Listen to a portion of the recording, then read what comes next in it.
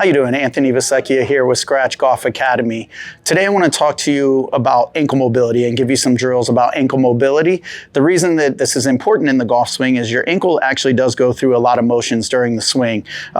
We test a lot for the ability for your soleus to be able to have flexibility and stretch.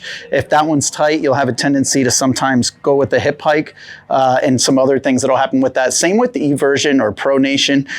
When you start that downswing, you'll get into that position a lot of times. If you're rolling and going, your center of pressure is going straight through towards the target, you won't be able to roll or pronate that ankle so much, which is one of the inversion, eversion drills that we're gonna do today. And then on the other side, obviously, you're gonna roll into your foot this way. So if your ankles are tight, you're gonna do some compensatory things to be able to make up for your lack of mobility there. So here's some drills to work on that.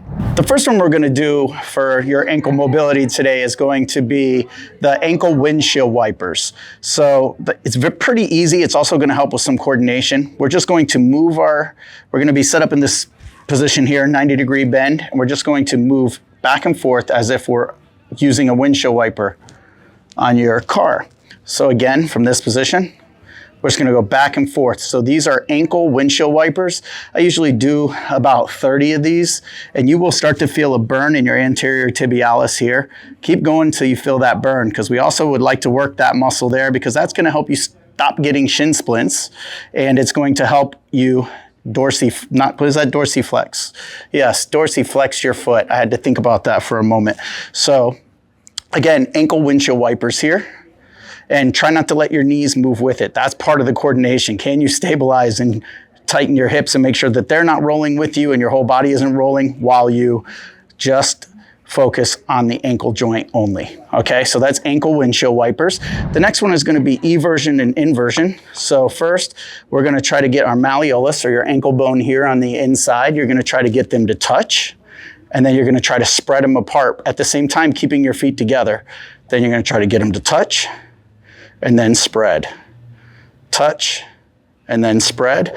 So I don't know if you guys can see from that angle, but you're trying to touch, and then spread them out without me using my knees and everything else. So again, we're gonna touch and spread. So that is inversion and eversion.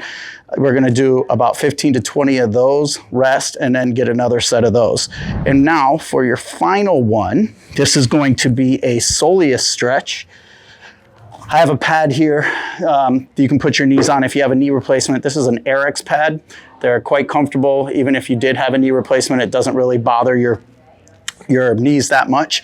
And I'm going to just use a 5-pound dumbbell. You can use a brick, you can use a hardcover book, you can use anything possible. You just want to be able to prop the ball of your foot and your toes up on it. Then you're going to put your elbow or your forearms across here, and I just rock forward. What's really important here is to try not to let your hip kick out to the side. I'll turn to you in a moment so you can see. But the goal here is to get a really good stretch right here, right underneath the calf muscle in the soleus, which is the muscle that surrounds your Achilles tendon.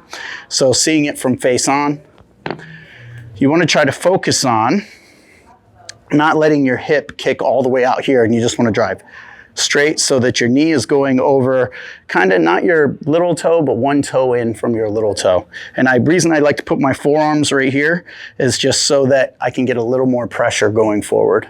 So that is a soleus stretch that is going to help you get more dorsiflexion, which I talked about in the first exercise. And I would like you to subscribe, save this, hit the notification button, like this, all the good stuff, so I can keep giving you more and more drills to help you with your golf game and play pain-free golf.